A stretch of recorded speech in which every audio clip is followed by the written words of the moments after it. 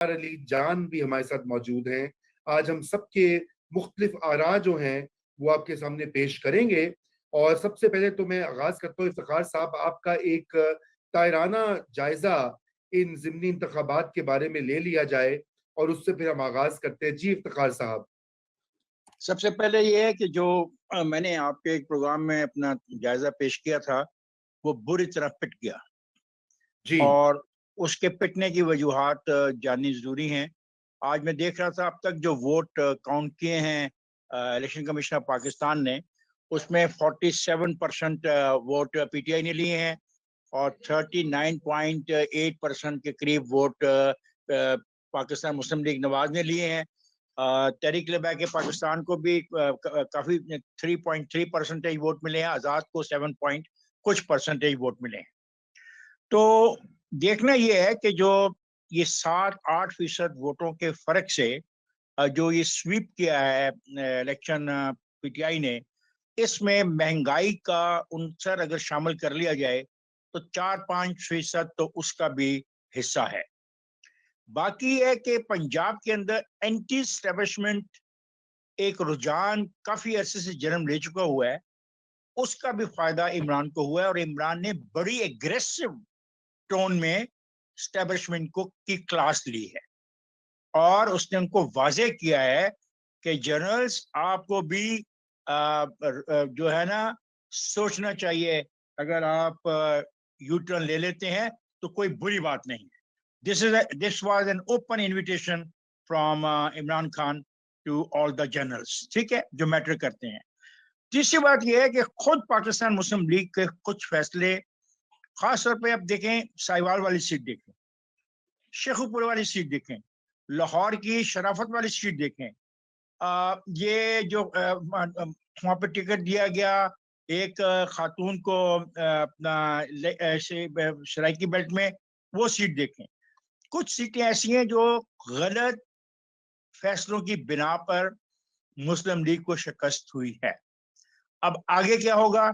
I will suggest mister Hamza Nawaz Sharif should resign and let the new case and new drama to take place in the Provincial Assembly of Punjab between the Zain Qureshi and versus the others. Because ये कुछ simple बात नहीं है। जैन कुरैशी इस वक्त इस position में है और उसके बाप ने पिछले दिनों ये कहा था कि उसको चीफ मिनिस्टर न बनाने के लिए साजिश पार्टी में हुई। अब तो वो ये नहीं कह सकता कि साजिश हुई, अब तो उसका बेटा जो मेंबर है कौमी असेंबली का, वो सूबाई असेंबली का मेंबर बन चुका है और जितने वोट उनको चाहिए थे माइनस काफली के, मेरे ख्याल they can manage it and this will start a new beginning. अगर तो डेमोक्रेटिक प्रोसेस ने चलना है, अगर अजाइम कुछ और हैं और इस डेमोक्रेटिक प्रोसेस को नहीं चलाना और इसके पीछे कोई और खेल है, तो उसके बारे में मैं नहीं जानता। जी बिल्कुल, ये बड़ा अहम बात की खेल के बारे में।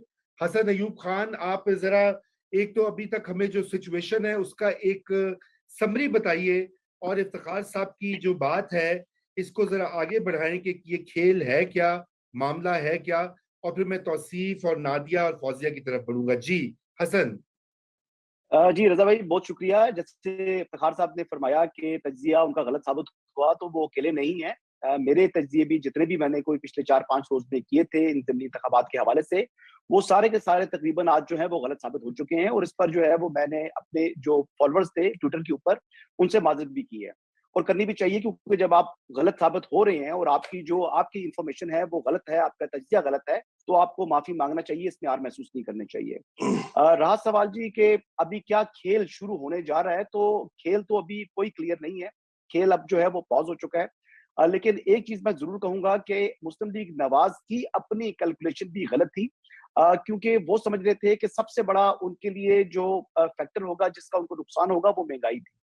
लेकिन वो महंगाई नहीं हुई, वो 2 चीज़ें हुई। एक तो जो उन्होंने उम्मीदवार खड़े किए, जिनको एक्सेप्ट नहीं किया मुस्लिम लीग नवाज़ के वोटर ने, यानी लोटा, सादा अल्फाज में कहा जाए, जब आप अपनी सियासी वफादारी तब्दील करेंगे और एक अपनी जमात को छोड़ के दूसरी जमात में आएँगे, तो दूसरी जमात का कारकुन जो है, जो कि आपके मुखालिफ रहा है पहले, और नहीं मालूम कि कितने अरसे से वो जो है, वो कई दहाइयों से कई ऐसे उम्मीदवार थे जिनके वो मुखालिफ थे, या कई लोग जो थे, जो पार्टी में पहले आए, फिर वापस चले गए और फिर वापस आए। तो ऐसे लोगों को भी लोग एक्सेप्ट नहीं करते। जैसे मिसाल रावलपिंडी की थी कि शेख रशीद साहब दोबारा मुस्लिम लीग नवाज़ में 2013 में आने की ख्वाहिश ज़ाहिर की, तो हनीफ अब्बासी साहब ने और दीगर जो मुस्लिम लीग नवाज़ की रावलपिंडी की क़यादत थी, तो उन्होंने बड़ी सख्त उसकी मुखालफत की। जबकि चौधरी निसार अली साहब ने तकरीबन उनको ओके सिग्नल दे दिया था, लेकिन वो नहीं कर सके। तो इस मर्तबा मजबूर किया गया मियां नवाज शरीफ साहब को, और मियां नवाज शरीफ साहब ने शहबाज शरीफ एंड कंपनी के सामने जो है वो हथियार डाल दिए थे। पहले वो मान नहीं रहे थे ये, और फिर उन्होंने ग्रीन सिग्नल दे दिया, और फिर तहरीक अदम एतमाद आई, और जो कुछ हुआ आपके सामने है सारा मंजर। आइंदा सही के जो दिनों में एक चीज जो सामने वाज़ेह हो चुकी है,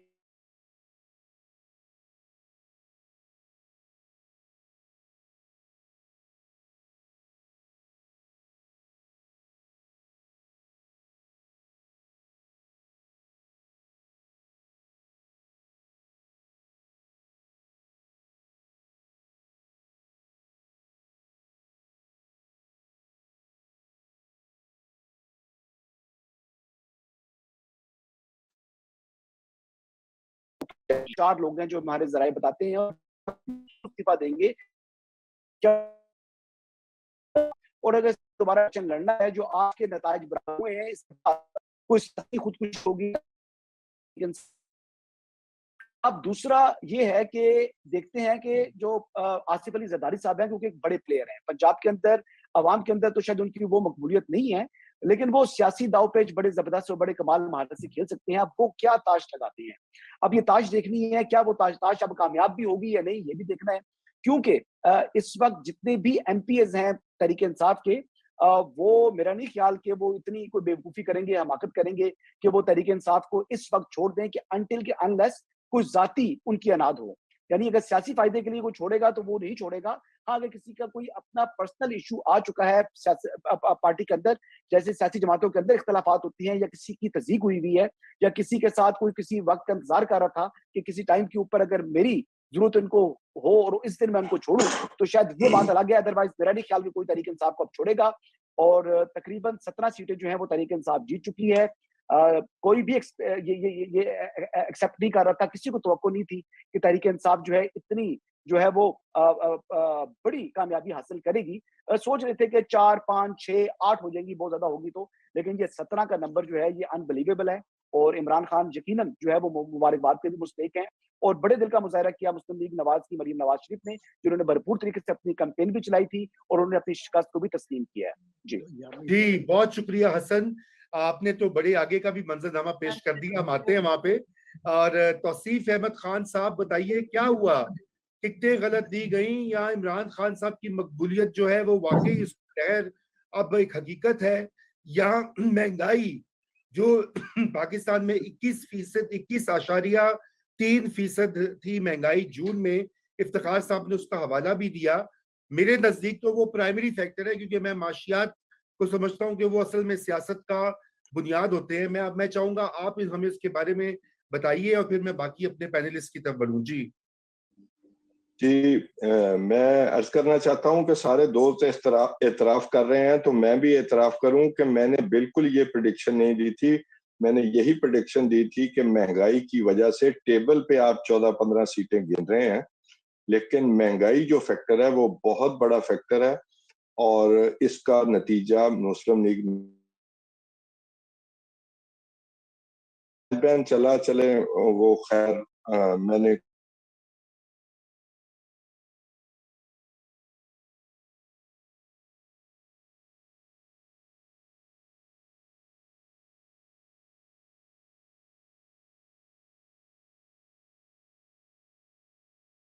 महंगाई सबसे बड़ा फैक्टर है। महंगाई जिस तरह नून की गवर्नमेंट आने के बाद जिस तरह आई है, उसकी वजह से लोगों की जिंदगी पर जो असरात पड़े हैं, उसका हालांकि कहने को मैं आपके प्रोग्राम में बार बार अर्ज करता रहा हूं कि IMF, वर्ल्ड बैंक, कर्जा, चाइना से पैसे, कोई नहीं पैसे दे रहा जी, मुल्क की मईशत डूबने लगी है, डिफॉल्ट है, ये लोगों को, आम लोगों को ये बातें नहीं समझ आती। आते ही 600 रुपए का घी हो गया 1 किलो, तो लोगों ने उसको ज्यादा देखा कि ये क्या हुआ है। आते ही 250 रुपए का पेट्रोल डीजल हो गया, तो लोगों ने उन मुश्किल फैसलों को कोई अहमियत नहीं दी। ये हमें मानना पड़े। दूसरा फैक्टर ये है कि नून लीग ने अपना बयानिया छोड़ा और PTI के इमरान खान ने वो बयानिया पकड़ लिया। एक बात तय हो गई है फिल वक्त, पंजाब एंटी एस्टेब्लिशमेंट। आप, ये काफी पुराना सर्वे है, मेरा ख्याल 4 साल पुराना, तो वो खैर उसके ऊपर स्क्रीन पे तो नहीं आ सका, लेकिन एंटी एस्टेब्लिशमेंट के हवाले से पंजाब और बलूचिस्तान बराबर बराबर आज से 4 साल पहले चल रहे थे। तो ये भी एक बहुत बड़ा फैक्टर है जिसकी वजह से ये सारा मामला हुआ। लेकिन बहरहाल महंगाई ने और नून लीग के कंप्रोमाइजेस ने उसके वोटर को नाराज किया है, इवन उसके लाड़काना लाहौर को नाराज किया है। और वो सीटें जो अलीम खान, मैं फर्ज कर लें अलीम खान और अयाज सदक मिलकर वो सीट MPA की सीट नहीं निकाल सके, तो ये बहुत से लोगों के लिए आंखें खोल देने के लिए काफी है। अब इमरान खान बहुत पावर में हो गए हैं और मेरा ख्याल है कि अगर ये इलेक्शन की बात हो कि जी इलेक्शन की तरफ चले जाएं, तो वोटर पैटर्न सेम आएगा, ऐसा ही आएगा। और मेरा ख्याल है कि पैसे भी आ गए हैं कुछ बाहर के ममालिक में, तो मुश्किल फैसले नून लीग ने कर लिए हैं। अब आसान फैसलों के लिए PTI दोबारा आ जाएगी, इमरान खान फिर से प्रो एस्टेब्लिशमेंट हो जाएंगे अगर इक्तदार में आ जाएंगे। तो ये इस तरह का मामला है। बहरहाल महंगाई सबसे बड़ा फैक्टर सब। बिल्कुल, मैं मुकम्मल इत्तेफाक करता हूँ। नादिया, आप सुन रही हैं हमें? आपको कि मेरी आवाज आ रही है नादिया? जी बिल्कुल, मुझे आपकी आवाज आ रही है जी। आपकी तस्वीर थोड़ी सी वो जामिन, हाँ अब आप सही जलवागर हुई हैं। तो जरा बताइए, आपने सुनी महंगाई, एस्टेब्लिशमेंट, हमजा शहबाज, परवेज लाई, ये खिचड़ी जो पक गई है। नादिया, इस पे आपका क्विक तबसरा हो जाए। इफ्तिखार साहब कुछ कहना चाह रहे हैं और मैं उनकी तरफ बाद में आता हूँ। जी नादिया। देखिए, जो बात तौसीफ ने कही मैं बिल्कुल अग्री करती हूँ। महंगाई प्राइमरी फैक्टर होता है। ये कोई नहीं कह सकता कि नून लीग का वोटर ने जाके PTI को वोट दिया होगा। ये जरूर हो सकता है कि नून लीग ने वोट ही ना दिया, लोग बाहर ही ना निकले हों, तंग आ गए हों, क्योंकि महंगाई एक बहुत बड़ा फैक्टर होता है। इमरान खान का बयानिया जीता या नहीं, लेकिन अलबत्ता ये जरूर है कि Imran Khan is a strong opposition in the face of establishment. इतनी स्ट्रॉन्ग ऑपोजिशन तो नवाज शरीफ साहब ने भी नहीं की। वही बात है कि उन्होंने शुरू की और वो मेरे ख्याल से उनका जो ये एंटी स्टैब्लिशमेंट जो बयानिया था वो बड़ी तेजी से सराहियत कर रहा था विद इन पंजाब, लेकिन उसके बाद के जो कॉम्प्रोमाइजेस हैं वो सामने आए। तीसरी चीज मैं ये भी समझती हूँ कि नवाज शरीफ साहब का लंदन से पाकिस्तान ना आना ये भी एक बहुत बड़ा फैक्टर है, क्योंकि देखिए हमारी जो पार्टीज हैं उनकी जो प्राइम लीडरशिप है जो चलाती हैं, जब वो दूर से बैठ के पार्टी को देखती हैं तो वो बात नहीं रहती। नवाज शरीफ इस जगह शायद जेल में होते अगर पाकिस्तान आकर जेल उन्हें जाना था, क्योंकि जाहिर है अभी केसेस हैं और वो बरी होने में टाइम लगता है, या बरी होते नहीं होते वो तो खैर आगे की बात है। लेकिन अगर वो जेल में भी होते तो मैं समझती हूँ कि लीग का वोटर बहुत बहुत बड़ी तादाद में बाहर निकलता। इस वक्त लोगों को सिर्फ ये याद है कि जी शहबाज शरीफ साहब ने आके क्या किया। इतनी ज्यादा पेट्रोल की कीमतें, मतलब दिस इज रिकॉर्ड हाई। बिजली की लोड शेडिंग, जिस वक्त शदीद गर्मी पड़ रही थी 18 घंटे 20 घंटे, लोगों को ये याद रहता है। तो यही समझते हैं कि क्या जरूरत है, हम किस लिए वोट दें। लेकिन जो सबसे इंटरेस्टिंग फैक्टर है इसके अंदर रजा, जो हमें नहीं भूलना चाहिए, कि जितनी प्रेस कॉन्फ्रेंसेस हुई हैं उसमें हमने देखा है कि ये यूनिटी गवर्नमेंट साथ बैठती है और बताती है, जिसमें पीपल्स पार्टी, मौलाना फजल रहमान साहब के बेटे and the rest of them जो PDM में शामिल जमाते हैं। लेकिन ठीक है, जमातें अलग जरूर लड़ती हैं, लेकिन यहाँ ये सवाल पैदा होगा, क्योंकि PMLN को पता था कि पॉलिटिकल कॉस्ट उन्होंने देनी है, लेकिन इतनी बड़ी देनी होगी मेरे ख्याल से उनको भी ये अंदाजा नहीं था। इसमें बकिया जमातें, स्पेशली पीपल्स पार्टी, इनका क्या रोल था? क्या उन्होंने हिमायत तो की थी, लेकिन क्या डेलिबरेटली अपने वोटर को निकाल करके कहा कि जी PML के कैंडिडेट को हमने देना है क्योंकि हम एक कौमी हुकूमत है और हमने इस हुकूमत को चलाना है? ये जो खामोशी है ये भी बहुत सेज अ लॉट ऑफ मानी खेज है, बहुत मानी खेज है, बहुत मायने खेज है। और मेरे ख्याल से नून लीग का जो एक्चुअल वोटर है ना, जैसे जियाला होता है वैसे नून लीग का भी अगर कोई जियाला है, तो वो आज शायद इस मतवाला। इल्हाक को बहुत बुरी तरह से, बहुत बुरे अल्फाज में बोल रहा होगा। ये मेरा अपना तज्जिया है। I am not in Punjab but at least I know the how they feel. जी, मैंने तो, आप ट्विटर पे देखें, वो तो किसी साहब ने मुझे ट्वीट किया हुआ था कि अब तो छोटे भाई को मार पड़नी चाहिए बड़े भाई से। तो मैंने आगे से कहा, मैंने कहा पढ़नी भी चाहिए। जी, इफ्तिखार साहब बताइए। बड़ा फौजिया की तरफ मैं आता हूँ। इफ्तिखार साहब, बड़ा भाई क्या डांटेगा आज रात को शहबाज शरीफ को? बड़े भाई का ये ख्याल था कि 29 मई को असेंबलियां डिसॉल्व कर देनी चाहिए, हाँ। 2 कवानीन पास करवाने के बाद। वो तो इस पे बिल्कुल क्लियर था। लेकिन फिर जब उसने, इमरान खान ने एक धमकी दी, उस धमकी को जिस तरीके से ट्रांसलेट करके ये कंप्रोमाइज किया गया, वो तारीख का हिस्सा होगी। लेकिन मैंने जैन कुरैशी का नाम लिया है, वो आप लोगों को शायद पसंद नहीं आया, आपने उसके ऊपर बात करनी मुनासिब नहीं समझी। इस सारी सूरत मुझे हाल में बहुत जो पसंद आया इफ्तिखार साहब। आज जो सूरत हाल पैदा हुई है, इसमें हमें इस नए फैक्टर को देखना होगा। ये फैक्टर बिला वजह नहीं आया। एक शख्स जो कौमी असेंबली का रुकन है, वो एक बहुत मुश्किल से ये जीत के आया है, इतनी आसानी से मुल्तान से नहीं जीता। तो जब वो जीत भी गया है, और अब पीटीआई के पास ये जो 15-16 नशिस्तें और हो गई हैं जो पीटीआई की हैं सिर्फ, ठीक है, जो पीटीआई में जाएंगी, ये वकाफ लीग की तो नहीं है। तो पीटीआई को उसमें जो वो मजबूरी थी, उसकी भी इतनी जरूरत नहीं होगी। तो क्या पीटीआई के अंदर ये डिबेट जन्म नहीं लेगी, जिसको लीड करेगा अपना शाह महमूद, कि भाई मेरा बेटा बन गया है एमपीए, आपने पहले मुझसे ये हक छीना, मेरा ये राइट बनता था, मैं अपनी पार्टी के सामने बात करना चाहता हूँ। तो क्या आप सारी सूरत हाल पे गौर करना पसंद नहीं करेंगे? क्योंकि मेरी इसमें एक तजवीज है, और पता नहीं वो तजवीज पसंद आए हमजा को या ना आए। मैं समझता हूँ हमजा को रिजाइन दे देना चाहिए कल किसी वक्त, क्योंकि आज है 17 तारीख। अगर हमजा 18 या 19 को रिजाइन दे देता है, तो फिर यहाँ पे लाजमी तौर पे एक नए चीफ मिनिस्टर का इंतखाब होगा, और उस चीफ मिनिस्टर के इंतखाब के अंदर देखना होगा कि जो ये कुरैशी साहब का बेटा है, ये क्या रियली एक कैंडिडेट है या नहीं है। ये मसला भी हमेशा के लिए खत्म हो जाएगा, and this will give a new turn into the Punjab politics. One, दूसरी बात जो है, महंगाई की हम बात कर रहे हैं, क्या इमरान खान साहब कल प्राइम मिनिस्टर बन के और चीफ ऑफ आर्मी स्टाफ अपनी मर्जी का तैनात करके इस महंगाई पे काबू पा लेंगे? My answer is no, no, बिल्कुल बिल्कुल, it is not possible now, it is not possible now. तो फिर ये मसला क्या है? मैंने जो सवाल आप पे छोड़ा था, मैंने ये कहा था, ये खेल कोई बड़ी खेल है, ये इतनी खेल नहीं है जितनी आज हमने देखी है। बिल्कुल बिल्कुल इफ्तिखार साहब। मैं इससे पहले कि मैं अमार आपके पास आता हूँ, फौजिया यजदानी हमारे साथ बैठी हैं। जी फौजिया, आप ये बताइए कि इंतखाबी धांधली का बड़ा जोर हो रहा था, इलेक्शन कमिश्नर के ऊपर इल्जामात, मिस्टर एक्स पे, मिस्टर वाई पे इल्जामात, सब कुछ गलत साबित हुआ। एम आई राइट? एब्सोल्युटली।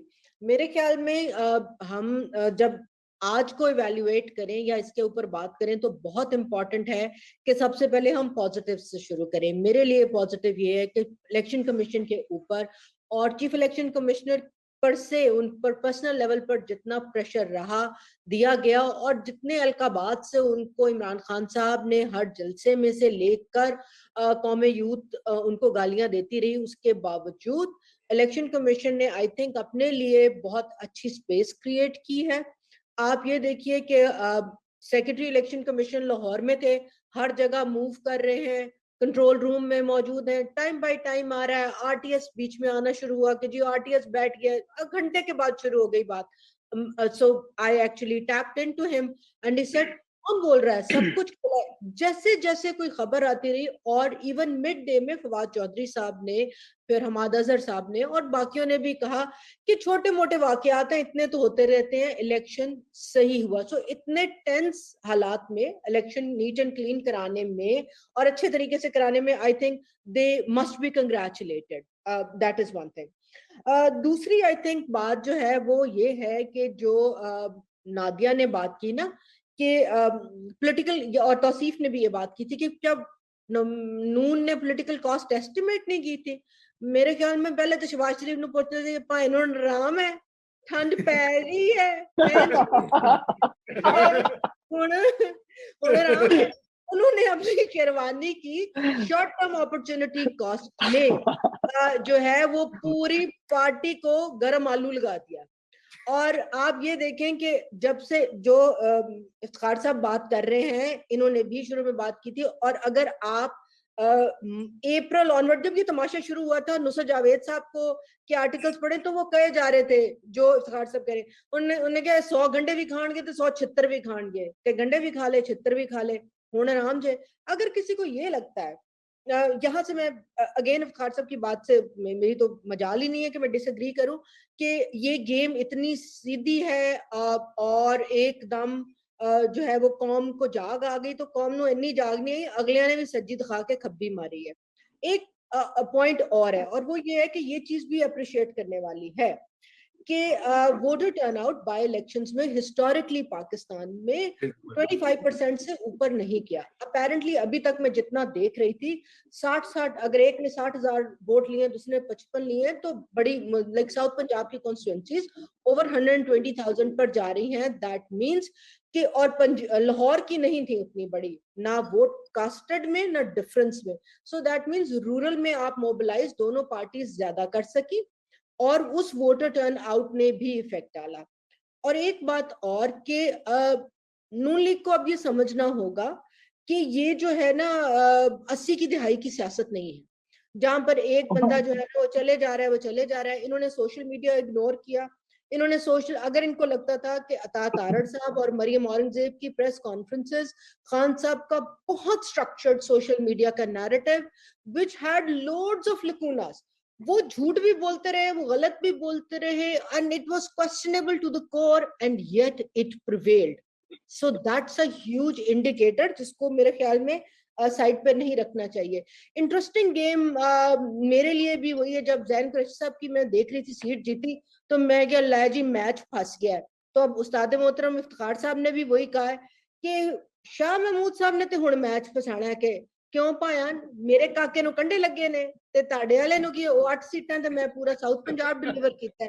अब नून देखते हैं, अगर तो वो सुन रहे हो, अकलमंदी हाले भी सुन लें नुसरत साहब की और इफ्तिखार साहब की बातें, और हमजा साहब रिजाइन कर लें, तो फिर पीटीआई के अंदर भी एक डिवाइड मौजूद है, उसको कल्टिवेट कर देंगे। But hats off, kudos to PTI, well done.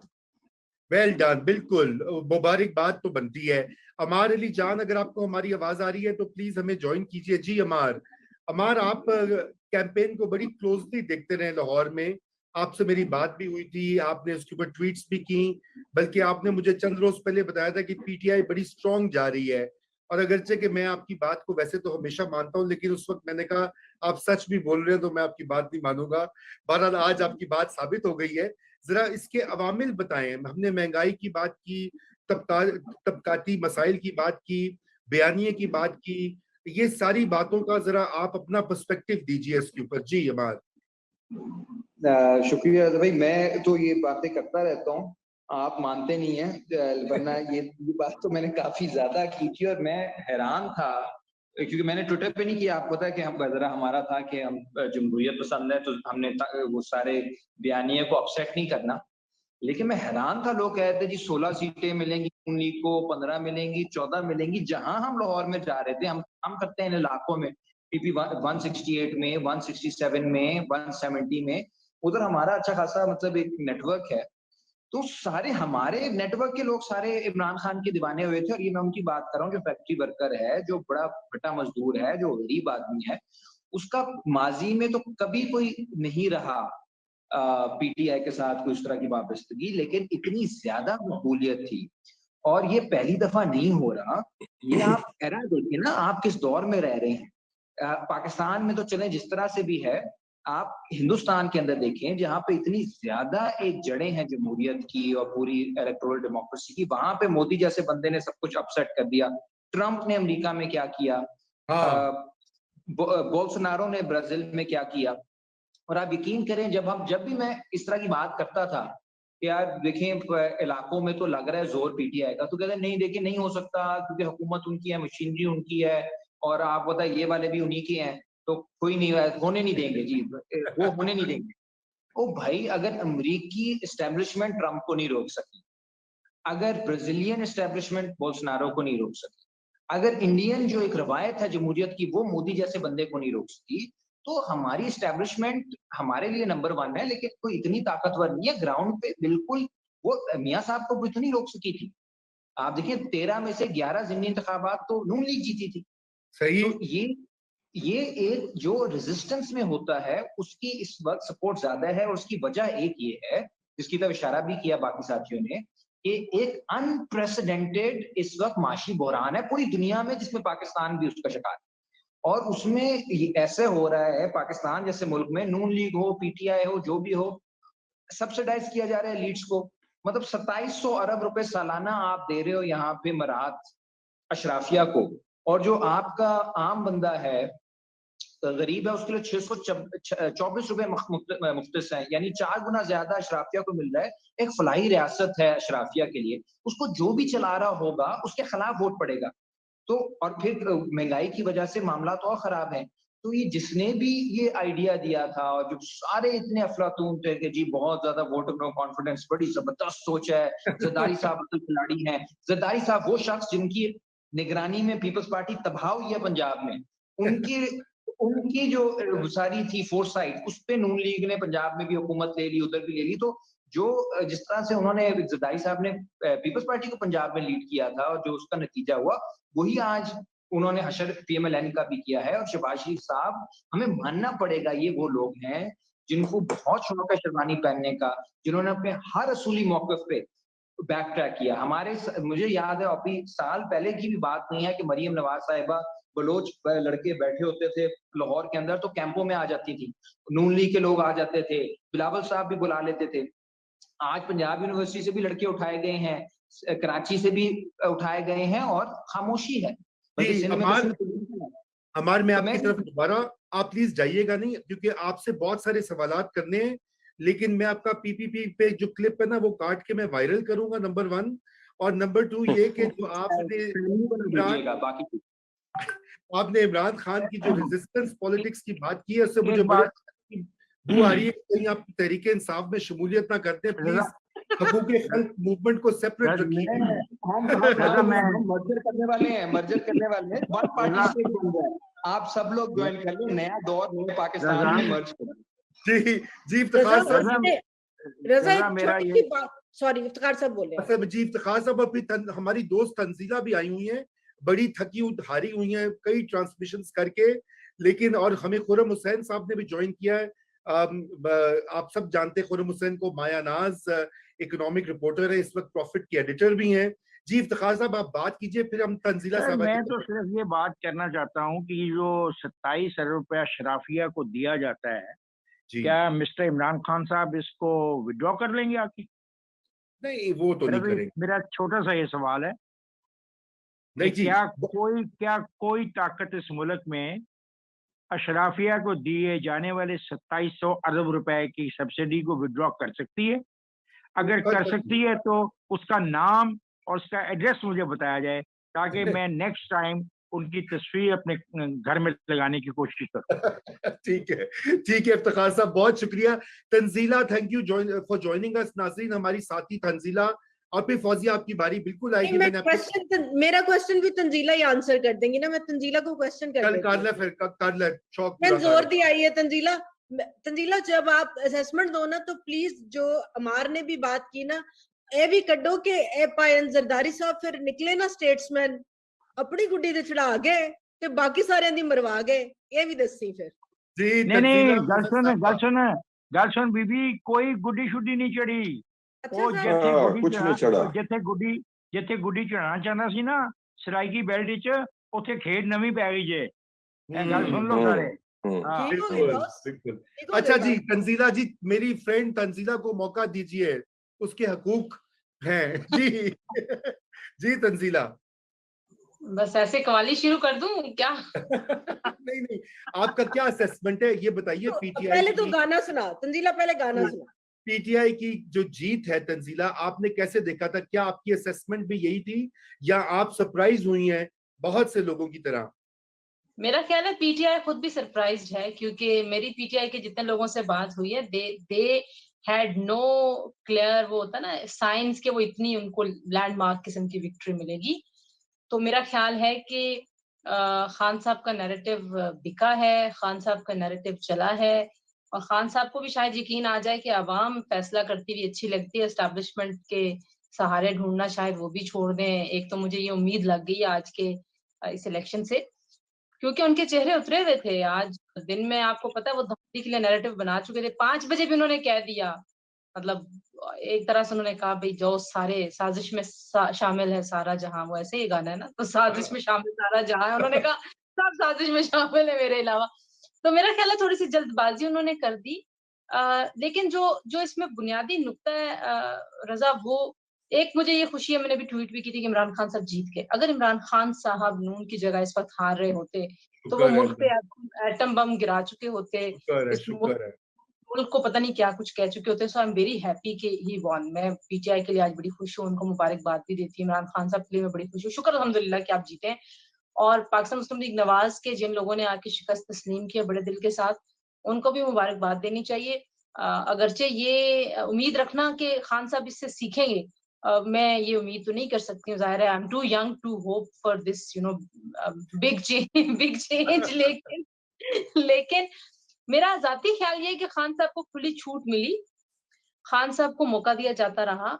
जो दानिश्वर है नून लीग के और जो दानिश्वर है पाकिस्तान पीपल्स पार्टी के, वाकई दानिश्वर, मतलब जो बड़े ही फिलोसफर हैं और बड़ी खूबसूरत बातें करते हैं, उनसे बहुत बार हमने पूछा, लाइक कायरा साहब वगैरह से बहुत बार पूछा कि भाई आप कहते हैं बयानिया दफन हो रहा है, आप कह रहे हैं बयानिया एक्सपोज हो रहा है, वो बयानिया ले लेके जलसों पे जलसे किए जा रहे हैं, बड़े जलसे कर रहे हैं। उन्होंने कहा नहीं नहीं नहीं नहीं, एक्सपोज हो गए, एक्सपोज हो गए।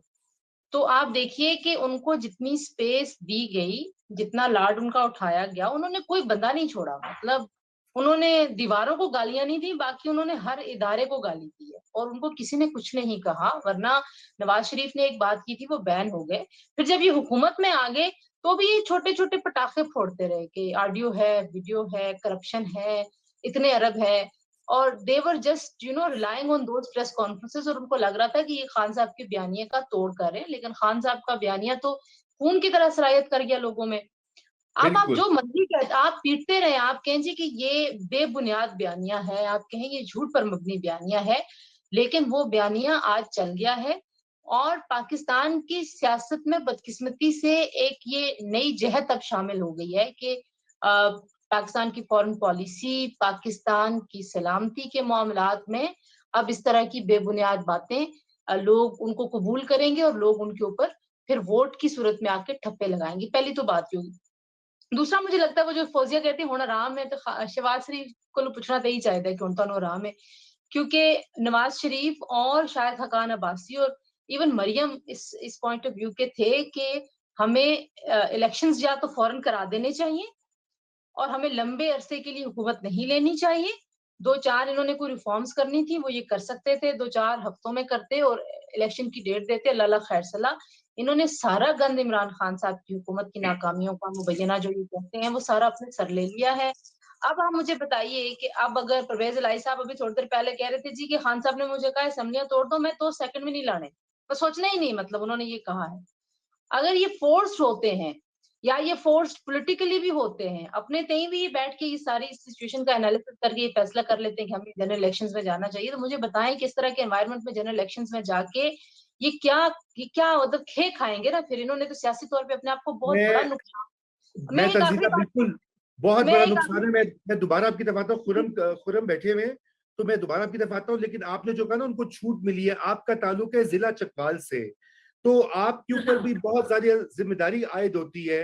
जो कुछ खान साहब कह रहे थे और कर रहे थे, वो देखने वाले जो समझदार नाजरीन है वो इस बात को समझते हैं।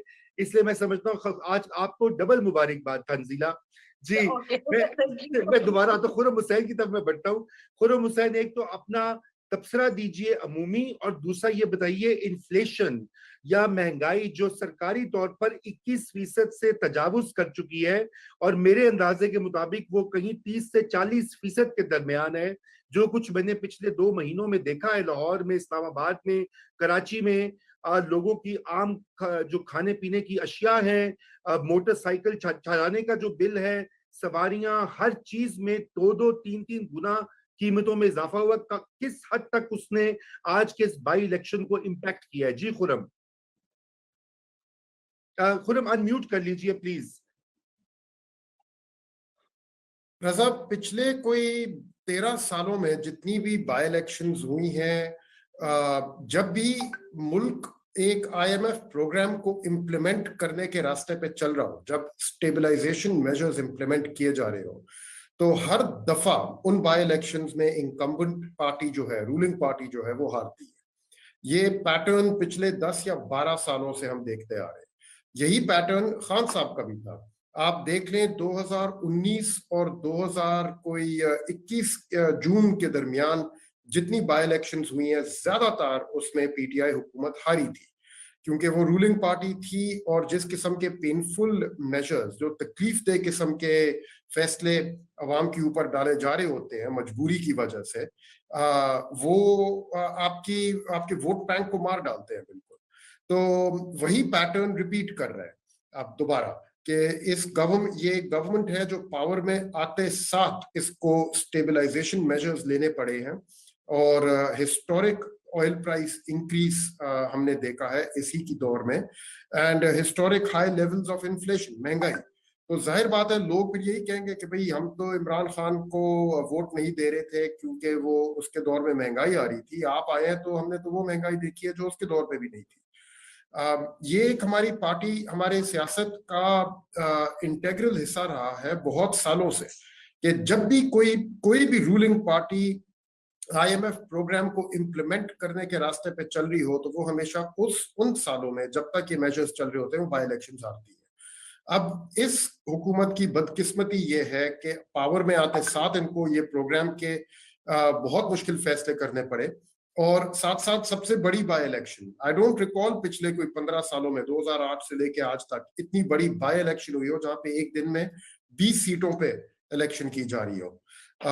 तो उनको ये दोनों चीजें साथ साथ फेस करनी पड़ी, और एज अ रिजल्ट जो एक्सपेक्टेड था कि उनको शिकस्त मिली। अलबत्ता मैं ये नहीं एक्सपेक्ट कर रहा था कि इतनी बड़ी शिकस्त मिलेगी उनको, लेकिन डेफिनेटली ये एक्सपेक्टेशन थी कि इस इलेक्शन में उनको बहुत मुसीबत होएगी, बिकॉज वो हिस्ट्री के ट्रेंड के अगेंस्ट जा रहे हैं। In the middle of implementing an IMF program एक इतनी बड़ी बाई इलेक्शन फेस करनी पड़ी।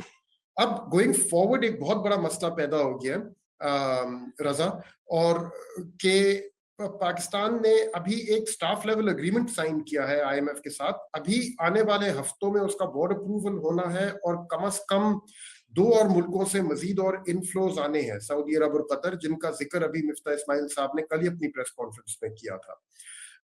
ये सब कुछ डिपेंडेंट है on the implementation of the IMF program. लेकिन अब इस सब के ऊपर एक क्वेश्चन मार्क आ गया कि पाकिस्तान में क्या एक functioning central decision making authority है भी या नहीं।